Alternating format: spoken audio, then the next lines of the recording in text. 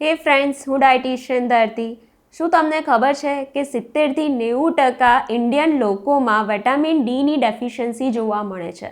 તો vitamin D એ આપણા હાડકાને મજબૂત રાખવા માટે ખૂબ જરૂરી છે. એ સિવાય આપણી રોગ પ્રતિકારક શક્તિને પણ વધારે છે અને આપણા માનસિક સ્વાસ્થ્ય જાળવવા માટે જરૂરી છે. આ સિવાય ટાઈપ 1 ડાયાબિટીસ, ટાઈપ 2 ડાયાબિટીસ અને કેન્સર જેવી બીમારી સામે લડત આપવામાં પણ વિટામિન ડીનો ખૂબ જ મહત્ત્વનો ભાગ છે.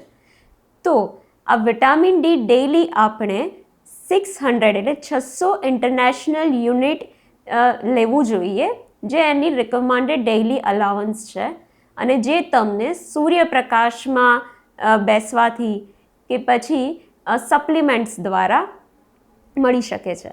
Thank you.